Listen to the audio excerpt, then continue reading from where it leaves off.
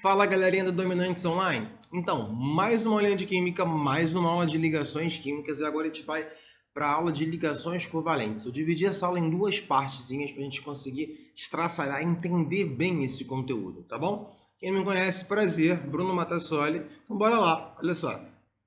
O que a gente tem que entender? Quando a gente falou sobre regra do octeto, sobre como os compostos estão formados, a gente falou sobre a ligação iônica, né, que ocorre pela formação de cátions e de ânions, e essa é a atração. Agora eu digo assim, aí são palavras minhas que você pode interpretar com as definições. Que a ligação covalente é a verdadeira ligação entre os átomos. Repara que eu botei umas aspas aqui. Porque não são átomos que viram íons para depois se interagirem, né? São entre os dois átomos realmente que ocorre o que a gente chama de um compartilhamento de valência. São as duas camadas de valência que entram em momentos ou em partes que se compartilham. E aí os elétrons que estão naquela faixa, naquela área em comum, pertencem tanto a um átomo quanto ao outro átomo, beleza? Isso acontece quando você tem em contato dois átomos que têm uma alta eletronegatividade, tá bom? Então ocorre o compartilhamento e aí ocorre a formação, eu até comentei isso na aula de introdução, de moléculas ou macromoléculas. As macromoléculas a gente não vai falar agora, a gente vai falar bem mais à frente, quando eu falar sobre forças de interação, mas a gente vai ficar focado em entender essa concepção de molécula para compostos covalentes, tá bom? Olha só, então aqui está aqui a descrição, compartilhamento de pares de elétrons de valência é o que caracteriza a ligação chamada de ligação covalente, né? Acabou que eu já descrevi essa informação, mas o importante é isso aqui, ó. Molécula é a menor partícula, então é a forma mínima. É diferente quando você vê no caso da ligação iônica. Fazendo um comparativo, no composto iônico você faz uma fórmula mínima, mas quando você visualiza um composto, você não tem um grupamento de NaCl. É Na ligado a Cl, Na ligado a Cl, sempre numa rede cristalina. Já a molécula não. Você tem esses grupamentos pequenos que eles vão se interagir de forma diferente. Então, o que a gente vai montar é um grupamento, esse conjunto menor, como, por exemplo, a molécula de água, que é H2O, como, por exemplo, a molécula de gás oxigênio, que é O2. Como estão organizados esses átomos, tá? Então, olha só, sem mais delongas, o que a gente tem que entender é isso. A gente foca nas moléculas, quando a gente fala de ligação covalente. Nas macromoléculas, elas se assemelham um pouco, né, com as propriedades ou das redes cristalinas ou de compostos maiores. Então isso fica para depois. A gente vai focar em entender como é que funciona. Então nada mais fácil do que entender colocando na prática. Primeiro vamos ao cloro. Eu tenho uma tabela aqui? Tenho. Então deixa eu olhar o seguinte. Cloro. O cloro tem número atômico 17. Se eu procurar ele aqui, eu vou encontrar ele aqui, ó. E aí eu ensinei a vocês que a gente pode fazer a distribuição do cloro para ver quantos elétrons o cloro tem na camada de valência, para ver que tipo de interação ele faz, ou melhor, de que tipo de interação para se transformar numa configuração eletrônica de um gás nobre. Cloro, se você fizer a distribuição, vai perceber que ele tem 7 elétrons na camada de valência. Só que, em vez de fazer a distribuição, você pode olhar na tabela e ver que ele pertence ao grupo 17, ou à família 7A. Agora eu vou voltar para ele e vamos pensar o seguinte. Cloro, né, Cl2, isso a gente chama de fórmula molecular do composto, é a representação mínima entre eles, tá? São dois cloros ligados. Só que cada cloro pertence à família 7A. Significa que tem 7 elétrons na camada de valência, significa que precisa de um elétron para se estabilizar. Então, qual é o motivo desses dois se ligarem e não formarem compostos iônicos?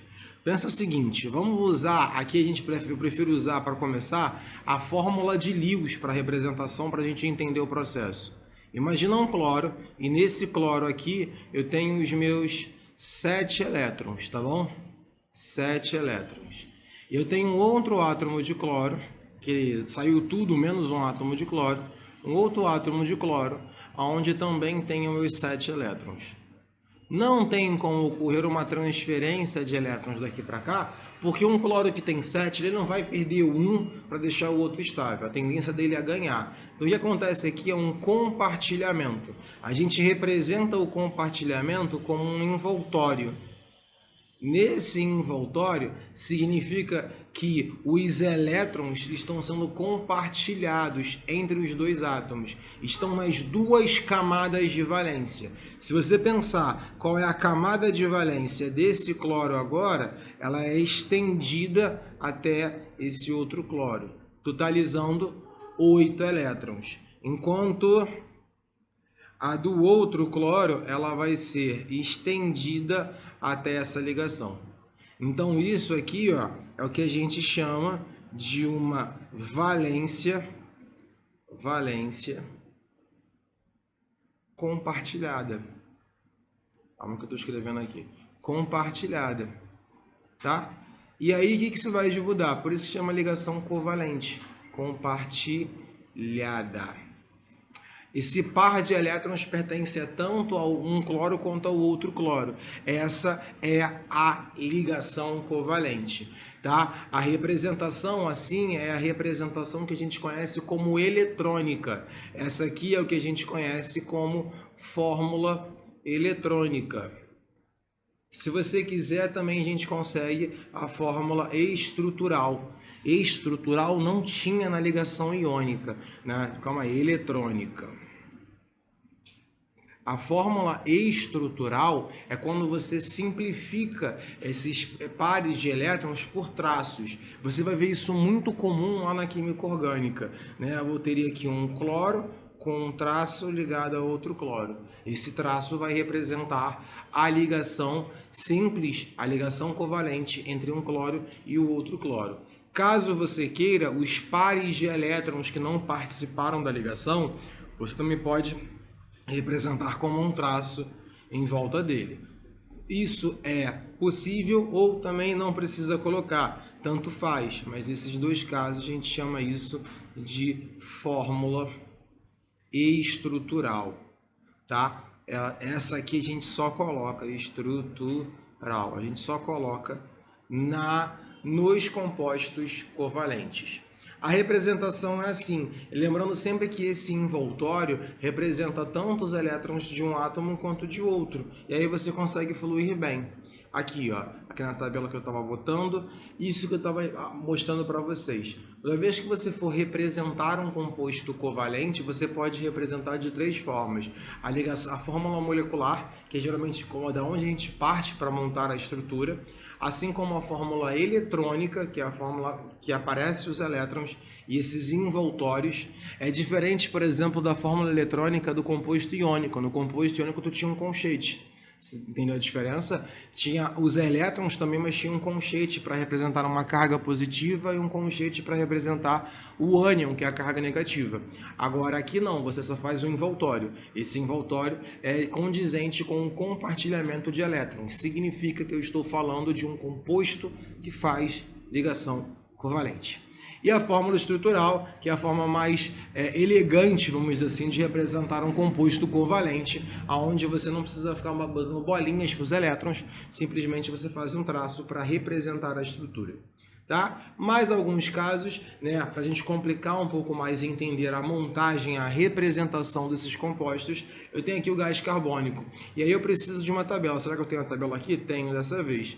Por quê? Porque eu preciso saber sobre esse elemento aqui em específico, se ele tem de qual família, porque eu posso fazer a distribuição? Posso. 6 átomos, ou melhor, 6 elétrons para distribuir é tranquilo, mas olha só, se eu tenho uma tabela aqui, eu já posso pegar, deixa eu pegar na caneta vermelha, falar, olha, sei, ó, família 1, família 2, família 3, família 4A. Então tem quantos elétrons na camada de valência do carbono? 4.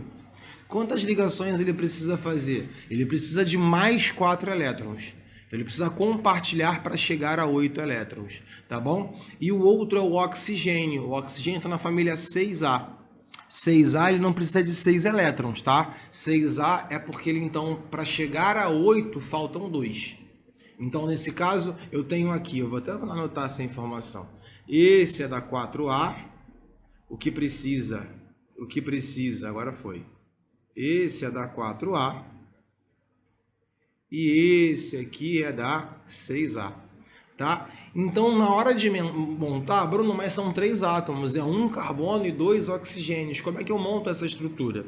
Simples, olha só. Primeira coisa que você tem que estabelecer, quando a montagem de compostos pequenos, é um átomo que seja o centro, o átomo central. Esse átomo central sempre será o átomo, a nossa primeira visão, que é o átomo que mais precisa fazer ligações. O carbono tem 4, para chegar a 8, se estabilizar como configuração eletrônica de um gás nobre, ele precisa de mais 4 elétrons. Então eu coloco o carbono no meio. Carbono com seus 4 elétrons. E o oxigênio eu coloco distribuído ao redor dele. Cada oxigênio tem 6, ele precisa fazer 2 ligações. Dá para fazer 2 ligações com o mesmo elemento? Dá. A gente chama isso, né, essa ligação covalente, de ligação covalente dupla. É quando ocorre o compartilhamento não mais de só um par, de 2 pares, tá bom?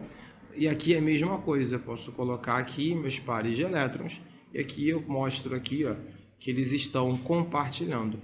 Se você pegar a eletrosfera, eu vou marcar aqui de amarelo agora, ó. Se você pegar a eletrosfera do carbono, sofreu uma distorção aqui, mas ela tem 8 elétrons.